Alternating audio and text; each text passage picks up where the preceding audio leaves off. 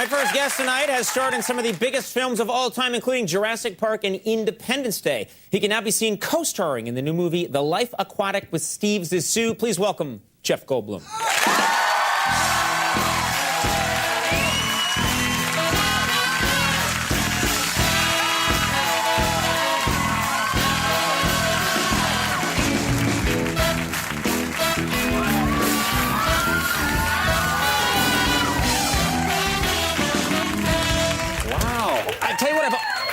I have always wanted, my whole life, I've wanted to have the guest come out. We almost did it there, and we start dancing, and then we dance for the entire hour. There's no interview, there's no jokes. It's just a freak out. Sweet. Wouldn't that be great? Let's go. That would be some bad television. Welcome to the show. Thank you so much. It's my favorite place on earth to be. That's crazy. That's insane. It's true. Have you ever been to a 4-star restaurant? This is the best place on earth. Thank you. That's nice. This is the best time I've ever had in my life. This is incredible. This is amazing. Especially in this enchanted time of year. Isn't this? Oh, yeah. Look at these ornaments, aren't they? I mean, on TV they may not look like much, but in person you can tell that they're spun gold. Spun gold. Spectacular. Gorgeous, and you're always in such a good mood. Now, talk about your personal life, your ethnicity, or your life, your religious beliefs. You are Jewish. You were raised in a Jewish family, so I'm guessing... Very nice. Very nice. My people. But so I'm guessing no Christmas tree for you as a child. No, you'd guess wrong. You'd guess wrong there. Here's what we did. In fact, we were the only... My dad was a doctor, and we served the non-Jewish neighborhood. We grew up in Pittsburgh, mostly Hungarian and Polish and Slovak, steel workers, kids, and da-da-da-da. Yes. I was the only Jewish fellow in my school, other than my sister, and in our neighborhood, in fact. Right. What we had at Christmas... You know, we kind of did both. We were, I went to Hebrew school, and it was, in fact, an Orthodox place where I went. But then at home, we were kind of split. You know, at home at Christmas, we had Hanukkah. Right. But then we mostly had Christmas, but in the basement.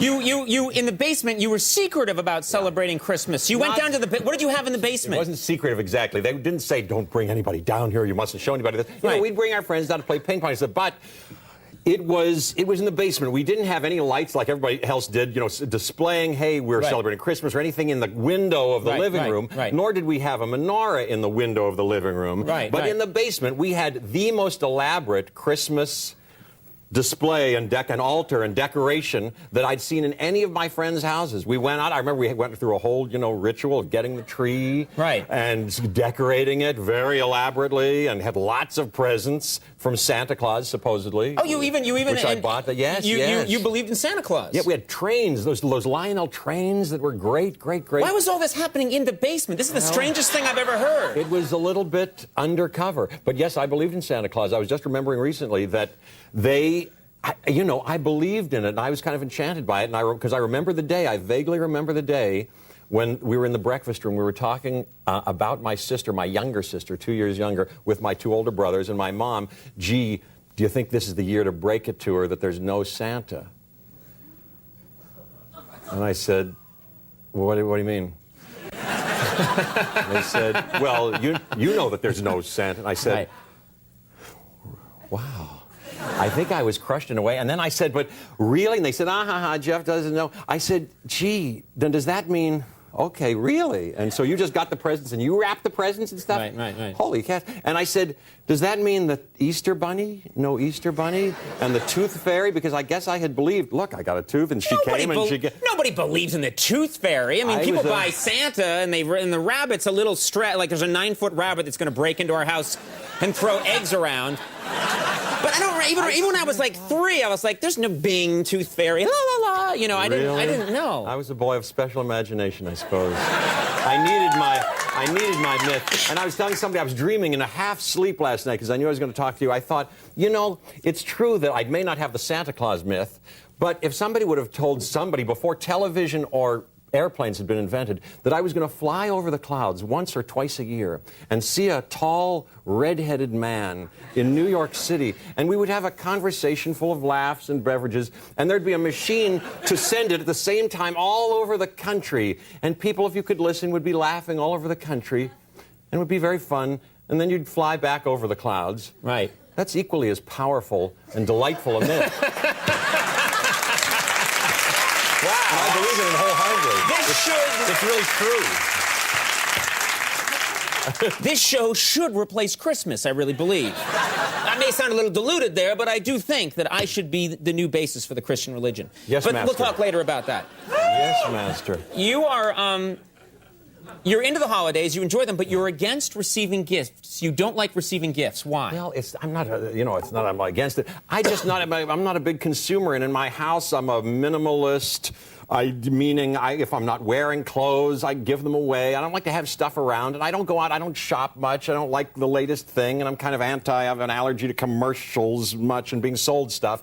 People call you at your house now, and they sell you stuff, and on your fax machine, I hate all that stuff. See, don't get me started. Yeah, what a wonderful, joyous mood you have around the holidays. Maybe you should go back into the basement and... Yes, I'm a very split and dark character. So if somebody gives me something, there's not a lot that I really want. Right. And if I get it, I'm like, well, now I have to, like, put it somewhere and store it someplace. So I'm like, well, thank you, but it's really not a delightful thing to me. And if I can talk sense into any adult person, I go, please don't give you anything. Don't give me right. anything. No, you know what I don't like is the pressure of having to act like this was the greatest thing you ever got. There's this expectation when you're hand me this right now, and you have to just be like, Conan, for you, please, I got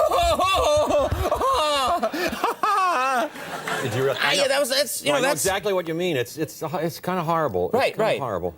Now, let me ask you about your sporting life. Yes. You went to Giant Stadium, I'm told, the other day, but you rooted loudly for the Steelers at the game. Was your life in danger? Were you threatened at any point? You're a big Steelers fan, but I'm a big Steelers fan. I'm from Pittsburgh, so I went to Giant Stadium and saw them beat the Giants. But I haven't been to a regular season game ever. We used to go to the season tickets for the Steelers. I used to go when I was a kid.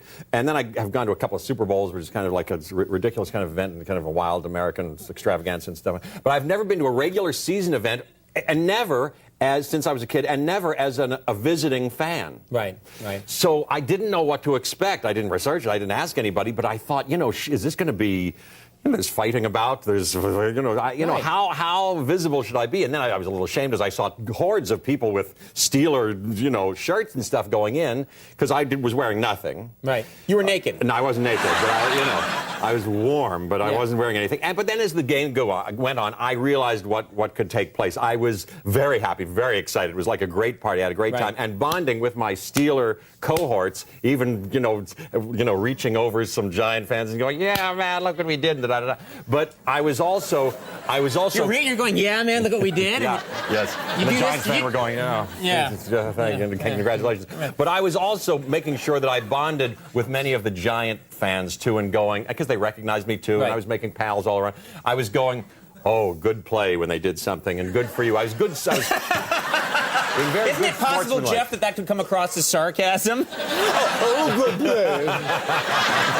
I didn't do it like that.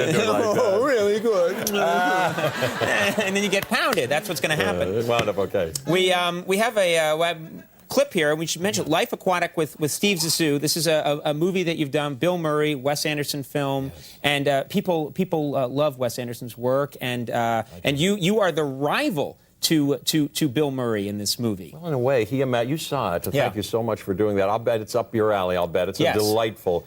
It's one of my favorite movies. I think he's a genius. Well, he's one of my favorite filmmakers, and in this movie, I guess it's fair to say that Bill Murray is kind of like an undersea explorer, but you're his rich, sort of more successful rival. He sees me as a rival. He's not. It's competition to me. I'm the best in the business, and I'm doing great. And he's down on his luck these days, so he's a little, threatened by me, and kind of can be prickly and nasty around me a little bit, and I'm kind of. you know, a little condescending. Amused a little bit. Yeah. But finally, because we've had a long relationship, I used to be married to his wife, Angelica Houston, wonderful character, and she and I are still soulmates and very close, and they're kind of on the outs. And so he's kind of, you know, we have a big history. But as you know, in the movie, we have this moment of forgiveness and spiritual epiphany with a big fish at the end, and it's the spirit of Christmas if there ever was one. I don't know if I'd say that, but there is, yes, a nice coming together at the end. Yeah. Let's take a look at this clip from The Life Aquatic with Steve Zissou. Your engine blew up and all your fuel's been stolen, is that correct? Uh-huh. I can tow you as far as Port-au-Patois. I'll need your signature on that invoice first that accounts for the expenses of the rescue operation as well as my time and that of my crew. This is more than the budget of my whole project. It's an estimate. I have to run this by my bond company, Stooge. He's been kidnapped. That's true. I have to rescue him first. Sign it now or I'm leaving you out here. That was, I love how nonplussed you are by it all. I know, I'm very largesse. I just watched, I was on cable right now, Igby Goes Down. And I have to say, every time I watch a movie you're in, the eye goes to Goldblum. I always, whenever you're on camera, the eye goes to Goldblum. The eye goes to Goldblum. I like stopping the show cold and just saying the eye goes to Goldblum. Nice. Maybe that could be my something or other, or logo, or motto. What is it? Can I take that in I don't even know way? what I'm saying at this point. I think I've lost my mind. But something about your performances, there's something that you bring to the screen. It's magical. The Life Aquatic with Steve Zissou is now in theaters in New York and L.A. Watch it because the eye will go to Goldblum. It's opening nationwide Christmas Day. Jeff, thank you so much. Jeff Goldblum. Joy Behar is coming up. We'll take a break. We'll be right back.